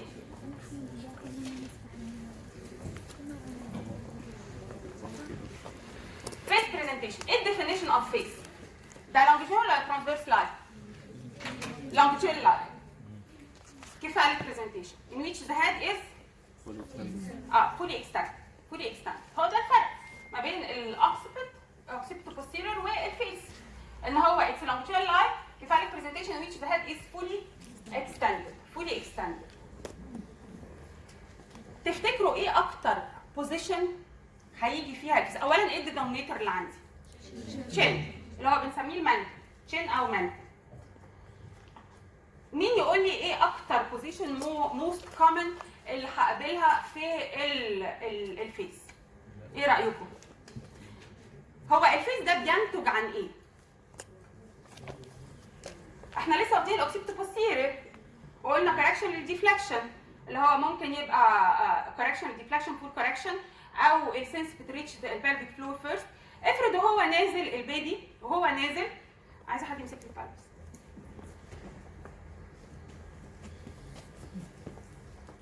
اهو نازل الاوكسيبيتال بوستيريور ده، الرايت اوكسيبيتال بوستيريور حصل له يا اما كوركشن للديفلكشن وديليفر باي اكستنشن، ما حصلوش كوركشن وفضل مكانه كده، او مور ديفلكشن لان السنسبت ريتش البلفيك فلور فيرست فبالتالي لف بوستيريور. طب افرض ان هو ما حصلوش هذا الديفلكشن ده، كان مور اند مور ديفلكشن لدرجه ان هو بقى اكستندد، ده هينتج عنه ايه؟ فيس ايه بقى؟ المنتم ده باصص ناحيه اليمين ولا الشمال؟ ها باصص الشمال ولا يمين العيانه؟ شمال العيانه. انتيريور ولا بوستيريور؟ انتيريور. يبقى البوزيشن ده اسمه ايه؟ left manto anterior. left manto anterior. الموست common position for face presentation is left manto anterior. ليه؟ لان هو بيريزلت من extension للرايت اوكسيبيتو بوستيريور. لو الرايت اوكسيبيتو بوستيريور ده ما حصلوش كوركشن ديفلكشن، مش بس ما حصلوش كوركشن ديفلكشن، ده حصل له مور اند مور اكستنشن، هينتج عن الرايت اوكسيبيتو بوستيريور ده انه يبقى ليفت مانتو انتيريور، ودي فعلا ذا موست كومن بوزيشن في الفيس برزنتيشن. تاني يبقى انا عندي كده الفيس ده اللي هو الراس دي اكستندد. طب الراس دي اكستندد هيجي انهي اكتر بوزيشن احنا بنشوفه؟ اكتر بوزيشن بنشوفه الليفت مانتو انتيريور. ليه الليفت مانتو انتيريور؟ لان اصلا الفيس ده as a result of incomplete correction، او مش بس كمان incomplete correction للديفلكشن، ده بيحصل extension للرايت اوكسيبيتو بوستيريور. يعني هو نازل البيبي مش بس السنسبت ريتش فيرست، ده سنسبت ريتش فيرست وكمان حصل extension للفيتال هيد. فاكستنشن اوف ذا فيتال هيد يبقى كده انا مش بقابل الاوكسيبيت خالص، ده انا اول حاجه بقابلها لما اعمل تي في اكزامينيشن هو التشين او المنتم، فبقى ما اسموش اوكسيبيتال او فيرتكس برزنتيشن، ده بقى فيس برزنتيشن. والفيس برزنتيشن هنا المنتم، والمنتم هنا دايركتد انتيريور وتو ذا ليفت سايد اوف الام. يبقى الليفت مانتو انتيريور از ذا كومنست برزنتيشن في الفيس اللي انا بقابلها. شكرا يا حبيبي، ميرسي جدا. تاني من غير البالكس، يبقى كده انا عندي الفيس برزنتيشن. فيس برزنتيشن عادي ديسنت وانجيجمنت، بس هو بينتج عن الاوكسيبيتو بوستيريور، لان زي ما انتم شايفين the most common مال برزنتيشن ومال بوزيشن بنقابلها هي الاوكسيبيتو بوستيريور. فاكشولي هي البدايه طالما هو كيفاليك يبقى يا اما هيبقى كيفاليك ليفت اوكسيبيتو انتيريور او الكيفاليك اللي هو الرايت اوكسيبيتو بوستيريور. ده الرايت اوكسيبيتو بوستيريور يا اما يحصل له كوركشن للديفلكشن زي ما قلنا، يا اما ان هو ما يحصلوش كوركشن ويفضل بيرزيستنت، يا اما ان هو يبقى مور اند مور ديفلكسد اللي هو سنسيتيف. طب لو مور اند مور ديفلكسد لدرجه ان هو بقى اكستندد، بقى ليفت مانتو انتيريور، بقى فيس left manto anterior. face left manto anterior is the commonest position احنا بنشوفها في الفيس. يعني ممكن يبقى عندك right manto anterior، ممكن يبقى عندك ده اسمه ايه؟ right manto posterior، لان المانتو direct posterior. ممكن يبقى عندنا left manto posterior، وده direct manto posterior. طب كده direct manto anterior. طب لو كده ده رايت ولا ليفت الترانسفيرس ده؟ ده باصص للام المانتو، باصص للرايت ولا الليفت سايد؟ الرايت مانتو ترانسفيرس. طبعا كل دول بوزيشنز ممكن يبقوا موجودين، بس الموست كومن هي مين؟ الليفت مانتو انتيريور. ليه الليفت مانتو انتيريور؟ لان هي از ريزلت اوف اكستنشن للرايت اوكسيبيتو بوستيريور، فلما الرايت اوكسيبيتو بوستيريور يبقى فولي اكستندد هينتج عنه ليفت مانتو انتيريور. ففعلا الموست كومن برزنتيشن اللي بنشوفها في الفيس هي الليفت مانتو انتيريور. واضحه الليفت مانتو انتيريور؟ طب نيجي نشوف بقى الميكانيزم اوف ديليفري. هيتولد ولا مش هيتولد؟ لا ده هيتولد، ده كل المانتو انتيريورز بيتولد. انتوا متخيلين؟ عشان بس ما يقولكش ايه ده البيبي جاي فيس خلاص اجري اعمل سيزاريان سكشن. ده كل المانتو انتيريور بيتولد، مش مع 90% ومع ده كل المانتو انتيريور بيتولد، كل المانتو انتيريور بيتولد. انا هيبقى عندي مشكله لو هو مانتو بوستيريور، لكن كل المانتو انتيريور اللي هو مور كومن ان هو يبقى مانتو انتيريور اساسا بيتولد. طب ازاي هيتولدوا؟ حد يمسك الفلبس. مين يمسك الفلبس؟ معلش اهو بيحصل ايه بقى؟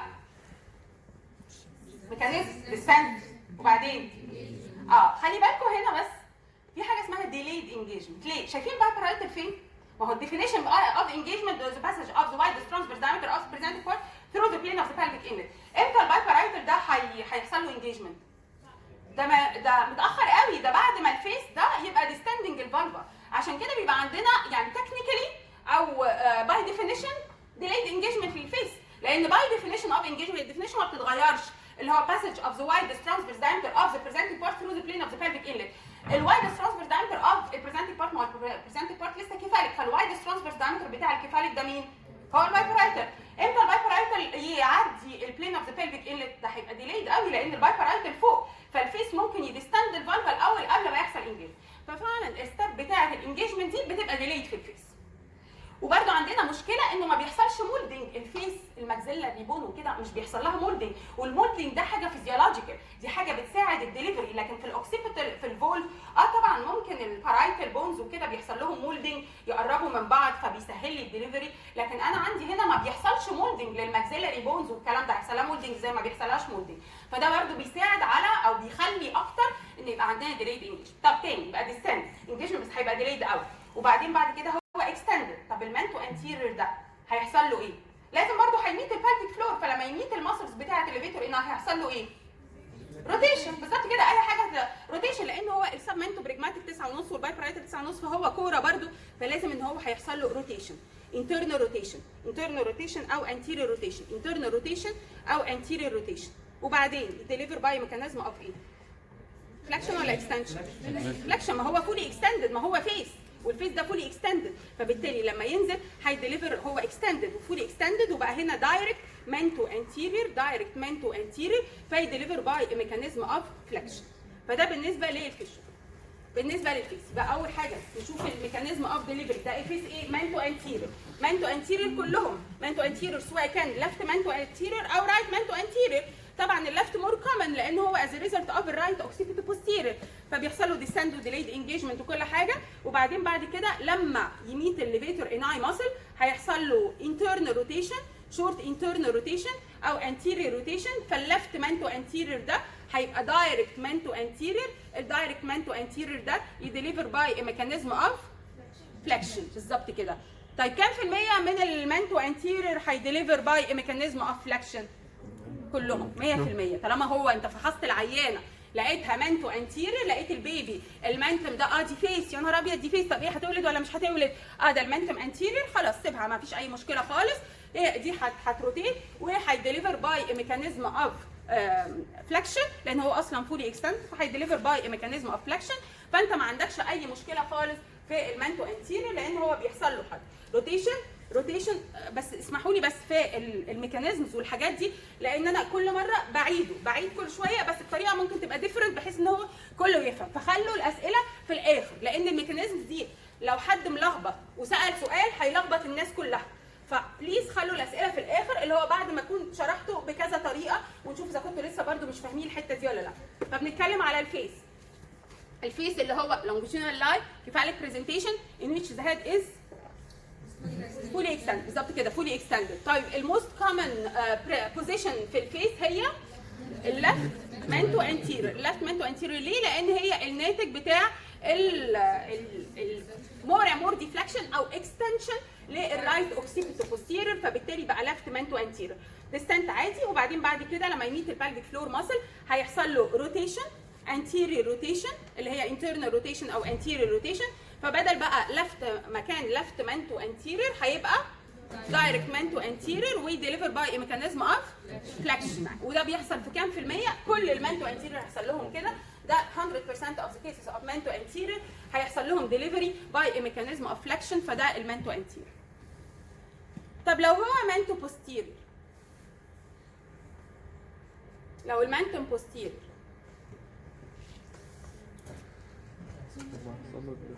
هيحصل ايه؟ اهو ده مانتو posterior، مانتو posterior انا محرجه بس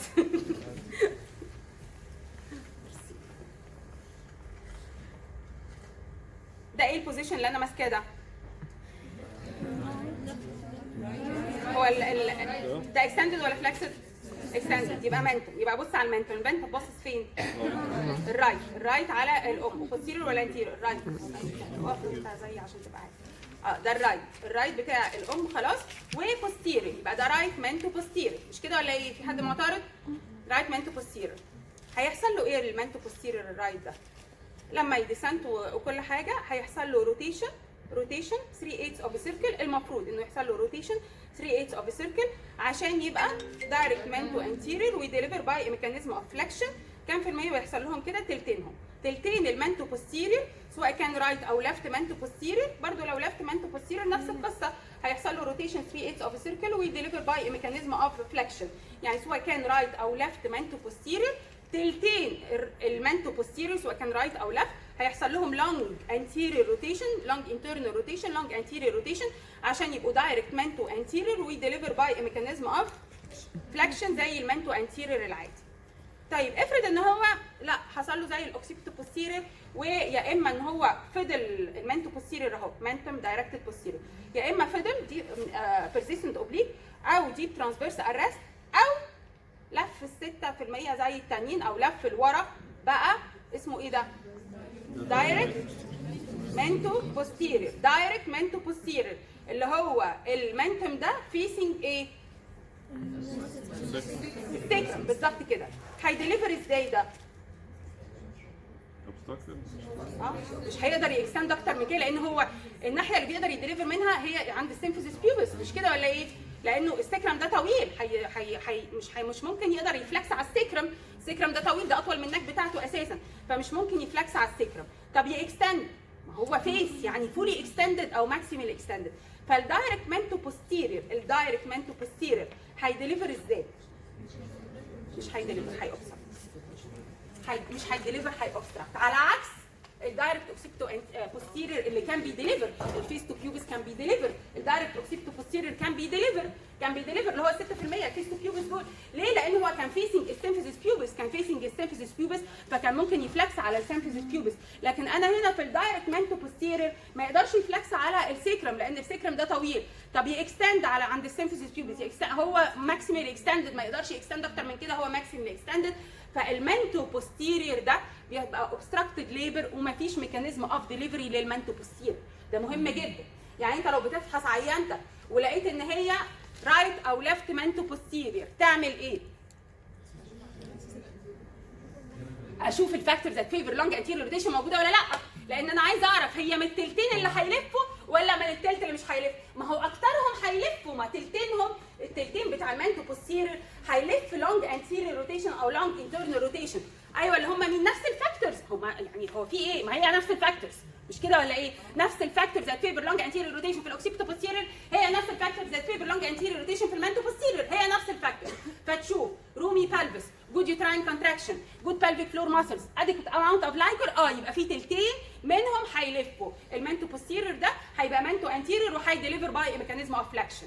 طب لقيت الفاكتورز دول مش موجودين، لا مش موجودين خلاص، ده يا اما هيفضل زي ما هو، يا اما حتى لو لف بوستيريور لان ده منتو بوستيريور برده مش هيديليفر وهتبقى اوبستراكتد. وده بيحصل في تلت من الحالات، تلت الحالات يعني تلتلهم 66% منهم هيولدوا از منتو انتيريور، لكن هيفضل عندي 30 او 33% يا اما مش هيحصل لهم روتيشن، يا اما هيروتيت بوستيريورلي منتو، يبقى دايركت منتو بوستيريور وبرده هيبقوا اوبستراكتد. فانت لو لقيت عندك فيس منتو انتيريور تعمل ايه؟ لو انت بتفحص العيانه ولقيت المنتوم دايركتد انتيريور، لقيت الفيس ده منتو انتيريور سواء كان ليفت منتو انتيريور او رايت منتو انتيريور، تعمل ايه؟ اسيبها عادي، كلهم بيولدوا. طب لو لقيت ان هو منتو بوستيريور سواء كان رايت منتو بوستيريور او ليفت منتو بوستير تعمل ايه؟ اساس فاكتورز ذات فيفر لونج انتيريور روتيشن، لقيتهم موجودين واتشفul اكسبكتنسي لان في 2% منهم هيلفوا يبقوا منتو انتيريور وهيديليفروا عادي. لقيتهم مش موجودين، ما دام انت هتبقي اوبستراكتد فلازم ان انا اعمل لك سيزاريان سكشن. فالميكانيزم اوف ديليفري بتاع المانتو انتيريور المانتو انتيريور فيه ميكانيزم اوف ديليفري 100% فيه ميكانيزم اوف ديليفري ان هو هيروتيت المانتو انتيريور ده 1/8 اوف سيركل وهيديليفر باي ميكانيزم اوف فلكشن. ما عنديش مشكله خالص في الفيس مانتو انتيريور. طب امال المانتو بوستيريور هو ده اللي عندي فيه مشكله، او تلت منهم انا عندي فيه مشكله، لان التلتين طالما الفاكتور ذات فيفر لونج انتيريور روتيشن موجودين هيلفوا ويتولدوا زي المانتو انتيريور. لكن لو الفاكتورز مش موجوده هي اللي ساعتها اقلق، لان ده مش هيتم اللف فيهم، مش هيلفوا، فبالتالي دول اللي ممكن يبقوا مانتو بوستيريور او بيرزيستنت مانتو بوستيريور. والبيرزيستنت او دايركت مانتو بوستيريور دول ده ما فيش ميكانيزم اوف ديليفري، لانه ولا يقدر ان هو يفلكس على السيكرم ولا يكستند لان هو فولي اكستندد. فدول اللي هيبقوا اوبستراكتد في تلت في المية او تلت الحالات بتاعه المانتو بوستيريور ده هيبقى نو روتيشن او دايركت مانتو بوستيريور، والاثنين دول بيبقوا اوبستراكتد ليبر ومفيش ميكانيزم اوف ديليفري للدايركت مانتو بوستيريور. الدايركت مانتو بوستيريور، لكن المانتو بوستيريور العادي رايت او ليفت لو الفاكتورز موجوده هيروتيت انتيريور ويتولد زي المانتو انتيريور. لو الفاكتورز دول مش موجودين او لو حصل له روتيشن بوستيريور فبقى دايركت مانتو بوستيريور نو ميكانيزم اوف ديليفري وليبر بقت اوبستراكتد، وهم دول اللي لازم انت تعمل لهم مانجمنت. اوكي؟ ايه الايتيولوجي بتاع الفيس؟ ايه السبب ان الست تجيلك بفيس برزنتيشن ما جاتش بكفالك عادي فيرتكس؟ ليه؟ ها؟ ايوه نفس الايتيولوجي اللي هو يا اما ماتيرنال يا اما فيتال. ماتيرنال كيفالوبالفيك ديسبروبورشن، ممكن يبقى البيبي فيتال بولي هايدراميوس، congenital anomalies، مالتي فيتال جيستيشن، بانجلس ابدمن عشان مالتي بارا. بس الحاجه السبيسيفيك هنا في الفيس انكفالي. يعني ايه انكفالي؟ يعني الفولت ده ما اتكونش. انكفالي منطقي جدا، لو الفولت ما اتكونش ما عندوش فولت خلاص هيبريزنت بفيرتكس زي ما الفيرتكس مش موجود. فبالتالي لو هو كيفاليك برزنتيشن الحاجه اللي متكونه بس هي الفيس او بيقولوا عليه فروج فيس فهيبريزنت باي فيس برزنتيشن. اوكي؟ فهو الموست كومن كوز هو اساسا كونجنتال انومالي ان البيبي ده يبقى انكفالي. كويس؟ فالانكفالي هو الموست يعني المو سبيسيفيك اتيولوجي اللي بيخلي ان البيبي ده يبقى فيس برزنتيشن. حتى كي ووردز كده لو قال لك في السؤال في الكيس في الستام بتاعته ان البيبي ده بقى الترا ساوند ريفيلد انكفالي، على طول تفكر ايه ده انكفالي؟ ده غالبا لو جه كفالك يبقى هيبريزنت باي فيس برزنتيشن، لانه مفيش فيرتكس. ازاي هيجيب فيرتكس؟ ما هو الفيرتكس مش موجود. فالسبيسيفيك عندنا هنا زي ما قلنا هنا اندرويد او انثروبويد، السبيسيفيك عندنا هنا هو الانكفالي. ده بالنسبه للاتيولوجي. طب ايه الكومبليكيشنز اوف فيس برزنتيشن؟ بالظبط كده اللي هي ماتيرنال وفيتال. ايه الماتيرنال كومبليكيشنز؟ prolonged labor، premature rupture of membranes، peripheral sepsis، postpartum hemorrhage. طب وبالنسبه للفيتال كومبليكيشنز؟ fetal distress، fetal asphyxia، intrauterine fetal death، instrumental delivery complication of the instrumental delivery، واسوشيتد congenital anomaly اللي هو الانكفالي. فهتبقى complication of انكفالي اللي هو immediate death، لان هو ده incompatible with life. انت لو لقيت اساسا انكفالي وانت بتعمل الترا ساوند او يعني بتشوف البيبي بتعمل له انومالي سكان ولقيته انكفالي، انت ممكن تعمل termination immediately لان ده incompatible حتى لو استنت هي الفول تيرم. ما هو البيبي ده مش هيعيش لانه ما فيش انكفالي. ايه المانجمنت بعد during labor؟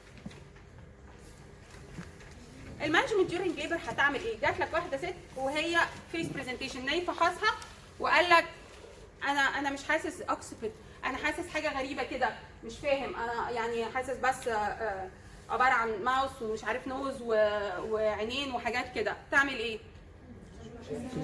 لازم احس التشين عشان اتاكد ان هو فيس. وبعد ما هتحس التشين تحب تشوف ايه؟ انتيريور ولا بوستيريور؟ بالظبط كده، هو ده الطريقه السيستماتيك اللي احنا بنفكر فيها. انتيريور ولا بوستيريور؟ لقيته ان هو مانتو انتيريور، خلاص اطمن ان هو خلاص ده يعني الدنيا كويسه وكل حاجه. بس لما تيجي تديليفر الديستاندنج دايمتر اوف ذا فالفا هيبقى ايه؟ السبمنتو فرونتال اللي هو كام سنتي؟ 11.5. فلازم تعمل لهم ابيزيال. كل الفيس بيتعمل لهم ابيزيال، كل الفيس بيتعمل لهم. ما انت ما عندكش حاجه 10 اساسا هنا. احنا في الفيس اللي كانت اكستندد يا اما سبمنتو بريجماتيك كان 9.5 وبعدين سبمنتو فرونتال 11.5 ومنتو فيرتيكال ده ما بيخش ده براو مالناش دعوه بيه. فهو هنا انت لازم تعملهم كلهم، هتعملهم ابيزيوتومي، يعني كل المانتو انتيرير هيديليفروا بس لازم تعملهم ابيزيوتومي لان الديستاندنج دايمتر اوف ذا فالفا هيبقى السبمنتو فرونتال اللي هو 11.5 سم اللي هو لازم تعمل ابيزيوتومي بس. يعني واتش في الاكسبكتنسي وكل حاجه وكده عشان بيحصل ديلايد انجيجمنت طبعا لحد ما البايبارايتال ده يعدي البلين اوف ذا بيرفيك انلت، بس لما تيجي تديليفر تعمل ديليفري للبيشنت دي او الليدي دي في السكند ستيج اوف ليبر لازم تعمل لها ابيزيوتومي عشان ما يحصل لهاش بيرينيال تيرس. طيب فحصت العيانه لقيتها منتو بوستيريور، المنتوم ده دايركتد بوستيريور، تعمل ايه؟ اساس فاكتورز ات فيفر لونج انتيريور روتيشن عشان اشوف اذا كان المنتو بوستيريور ده هيبرزست كده منتو بوستيريور ولا هيروتيت ويبقى منتو انتيريور فبالتالي يقدر ان هو يديليفر. فيو اساس ذا فاكتورز ات فيفر لونج انتيريور روتيشن اللي هم مين؟ ايه هم الفاكتورز ات فيفر لونج انتيريور روتيشن؟ رومي بلفس والليفيتور اناي ماسكوليتشر جود بلفيك فلور ماسلز وجود يوتراين كونتراكشن وادكت اماونت اوف لايف. لقيت الفاكتورز ات فيفر لونج انتيريور روتيشن دي موجوده، هايل يا مدام. احنا بس هنطول مع بعض شويه لكن الراس دي هتلف وهتبقى مانتو انتيريور وهتديليفر باي ميكانيزم اوف فلكشن، مش هحتاج غير ان انا اعمل لك ابيزيوتومي وانا بولدك. طيب لقيت ان الفاكتورز دول مش موجودين، لقيت البلفس ده ضيق ولا هي دريند لايكر ولا لقيت ان هو الماسلز بتاعت الليفيتور اناي مش حلوه، تعمل ايه؟ سيفر طبعا سيزاريان سكشن، يا اما انسترومنتال ديليفري اللي هو فورسبس. ايه رايك في الفانتوز؟ الفانتوز بنقول ان هو بيعمل لنا نيجاتيف سكشن بريشر، فلما كنا بنحطه على الاوكسيبيتو بوستيريور بيعمل نيجاتيف سكشن بريشر وشينيون كده عند السكال عشان هتحطه على الفيس. توتالي كونترا انديكيتد طبعا، وهمرج كبير طبعا انك تحط فانتوز وتشفط عين ولا مش ما ينفعش. توتالي كونترا انديكيتد انك انت تستخدم فاكيوم اكستراكتور على فيس، ما ينفع. كونترا انديكيتد ما ينفعش انك انت تستخدم فانتوز على فيس. ده واحد من الكونترا انديكيشن بتاعت الفانتوز او الفاكيوم اكستراكتور. او لو كان دي حاجه بره الموضوع يعني انترايتران فيتال داس، لان كون انه يعمل نيجاتيف سكشن بريشر ويعمل السكالب ايديما دي، الايديما ده ات از ساين اوف فيتاليتي، لازم تبقى لايف الايف بيبي عشان يحصل النيجاتيف ده. لكن لو البيبي انترايتران فيتال داس مش هيحصل هذا الايديما مش هتحصل لان ده ميت، ازاي هيبقى يعمل ايديما؟ فما ينفعش برضو تستخدم فانتوز على بيبي ميت، بس عشان نبقى متخيلين. بلس ان الفانتوز بياخد وقت على بال ما يعمل النيجاتيف سكشن بريشر ده، فما ينفعش تستخدمه على فيتال ديستريس. فدول 3 كونترا انديكيشن اوف فانتوز هناخدهم في الانسترومنتال ديليفري، بس طالما ان احنا جينا لواحد من الكونترا انديكيشن بتاعته اللي هو الفيس انترايتران فيتال داس اند فيتال ديستريس، ما ينفعش تستخدم فيهم فانتوز لان الفانتوز بياخد وقت ولازم يبقى يعمل ايديما، وده ما ينفعش في واحد انترايتران فيتال داس، وما ينفعش طبعا تعلقه على فيس. فبالتالي يا اما فورسبس يا اما طبعا سيفر انك انت تجو فور سيزاريان سكشن. اوكي، يبقى كده مين اللي هيتولدوا سيزاريان سكشن في الفيس برزنتيشن؟ تلتين المانتوبوس بس، تلت المانتوبوس، لان المانتو انتيريور كلهم بيتولدوا فاجينال عادي طالما ما فيش طبعا اذر انديكيشن اوف سيزاريان سكشن. يعني ما حدش يجي يقول لي ايه لا انا شفت مانتو انتيريور وعملوه سيزاريان لانها كانت بلاسنتا بريفيا. ايوه عشان كانت بلاسنتا بريفيا، يعني مش عشان هي مانتو انتيريور. يعني لو ما فيش اي انديكيشن فور سيزاريان سكشن، ما كانتش بريفيس 10 سيزاريان سكشن، ما كانتش عامله ابر سيجمنت قبل كده، ما كانتش كيفالو بالفيك ديسبروبورشن، يعني ما كانش في اذر انديكيشن اوف سيزاريان سكشن. هو بس ما عندناش غير ان هي مانتو انتيريور، لا دي تولد طبيعي عادي. طيب كان ده بس هي مانتو بوستيريور، ده تلتينهم هيولدوا طبيعي عادي زي المانتو انتيريور، وتلت هو اللي هيتولد سيزاريان سكشن. فده بالنسبه للمانجمنت بتاع الفيس. كل المانتو انتيريور هيتولدوا بس انت لازم تعمل لهم ابيزيوتومي. التلتين بتوع المانتو بوستيريور هيتولدوا عشان لو الفاكتورز الفيفر لونج انتيريور روتيشن موجودين وبرده تعمل لهم ابيزيوتومي. تلت هو اللي مش هيتولد اللي هو البرزيستنت مانتو بوستيريور او الدايركت مانتو بوستيريور، ده مش هيتولد، يبقى بالتالي ده اللي انت بتعمل له سيزاريان سكشن. في سؤال في الفيس يا دكاتره؟ ممكن يبقى الاول نازل رايت اوكسيبيت، بس انا لو حسيت الاوكسيبيت خلاص مش تشين يبقى انا بتكلم على ان هو اوكسيبيتو بوستيريور. انا لو حسيت الفيرست بارت تو بي فيلد باي بي في اكزامينيشن كانت التشين يبقى انا بتكلم على ان ده فيس برزنتيشن. يعني على حسب انت لما بتعمل بي في ايه اللي هتحس. احس كفالك، ايوه كفالك ايه؟ كفالك وحسيت الاوكسيبيت، عرفت توصل للاوكسيبيت، يبقى احنا كده بنتكلم على اوكسيبيتو بوستيريور بوزيشن. كفالك ولا انت المنتم هو اللي انت حاسه، يبقى انت بتتكلم على منتو انتيريور بوزيشن، يبقى على حسب اللي انت حسيته بالبي في اي. لو حسيت منتم يبقى بتتكلم على فيس، لو حسيت اوكسيبيت يبقى انت بتتكلم على فيرتكس برزنتيشن.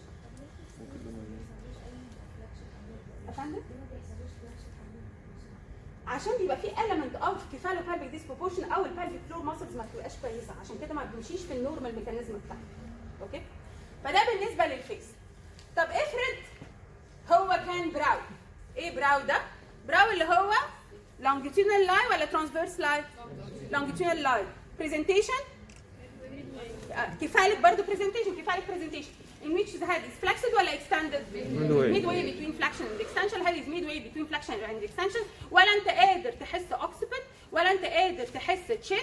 انت كل اللي انت حاسه اللي هو الحته اللي هي بتاعه البراو، اللي هو حاسس السوبرا اوربيتال ريدج، مش عارف روت اوف ذا نوز، حاسس كل البارايتال بونز، لكن مش قادر توصل للاوكسبت. فطالما انت مش واصل للاوكسبت ومش واصل للتشين، فده الهيد ميد واي بين فلكشن اند اكستنشن، او ده براو برزنتيشن، يعني اللي هو لونجيتودينال لايك كيفاليك برزنتيشن ان ويتش ذا هيد از ميد واي بين فلكشن اند اكستنشن، فهو ده البراو. وده الانس بتاعه اقل طبعا من الفيس اكتر واكتر. والاتيولوجي نفس الجنرال اتيولوجي بتاعنا سواء ماتيرنال او فيتال، اللي هو كيفالوبالفيك ديسبروبورشن، فيتال كونجنتال انوماليز، مالتي فيتال جيستيشن، بولي هايدراميوس، يعني كل الاتيولوجيز بتاعتنا. طيب ايه الميكانيزم اوف ديليفري اوف براو؟ نو ميكانيزم، ده منتو فيرتيك، ده ما بيخشش اساسا الان، لانه الانجيجنج دايمتر اللي لازم يخش هو الترانسفيرس باي بارايتال دايمتر، بس الانتروبوستيرير مانتو فيرتيكال اللي هو 13.5 سم ده ما بيخشش البلبس خالص. فهو هنا ميكانيزم، لا كلهم 100% نو ميكانيزم اوف ديليفري وليبر ويل بي اوبستراكت. طالما احنا بنتكلم على حاجه اسمها بيرسيستنت براو، لان خلي بالك ممكن يبقى هو نازل ترانزيانت براو، ترانزيانت وهيتحول يبقى مانتو يعني يبقى فيس، او يتحول يبقى اوكسيبت. لكن هو طالما ان هو فضل كده يعني انت مش عارف تحس ولا منتم ولا اوكسيبت. وبعد شويه برده بتحاول انك انت تحس برغم ان بيجي لها افيشن كونتراكشن برده لسه الستيشن عاليه قوي -3 وما دخلتش البلفس وبرده مش عارف تحس خالص. ده بيرسيستنت براو، ده بيرسيستنت براو مش ترانزيانت براو. الترانزيانت براو ده يعني مره تعمل له اكزامينيشن تلاقيه براو، بس بعد كده لما تعمل اكزامينيشن طالما بيجي لها افيشنت يوتراين كونتراكشن، لو بعد ساعه عملت لها اكزامينيشن وهي بيجي لها افيشنت يوتراين كونتراكشن هتلاقيه اللي هو يا اما بقى فيس يا اما بقى اوكسيبت. خلاص هتمانج اكوردنجلي يا فيس يا اوكسيبت على حسب هو اتحول لايه. يعني كان ترانزيانت براو وتمبرري يعني وتحول لفيس او اوكسيبت. لكن طالما فضل بيرسيستنت براو يعني مع الافيشنت يوتراين كونتراكشن برضه هو لسه براو، ده عمره ما هيخش البلفس. البيرسيستنت براو نو ميكانيزم اوف ديليفري وليبر ويل بي اوبستراكتد. يبقى بالتالي المانجمنت بتاع البيرسيستنت براو ايه؟ سيزاريان. انسترومنتال ديليفري ممكن؟ لا، لان احنا بنقول الانسترومنتال لازم يبقى على انجيج هيد، هو مش تبقى انجيج اساسا، لازم يبقى على الاقل ستيشن زيرو. يعني حتى هنا لما بنيجي نقول فورسبس، انا الفورسبس حطاه بلس اور ماينس غير خالص هنا. حتى لو قلنا في انجلترا بيستخدموا، هنا مش بيستخدموا. ليه؟ ليه تفتكر ان الفورسبس لا يستخدم في الفيس؟ عشان ديليد انجيجمنت. ما احنا بنقول ان هو ديليد انجيجمنت، بيحصل له الانجيجمنت اصلا بيبقى فيري ديليد.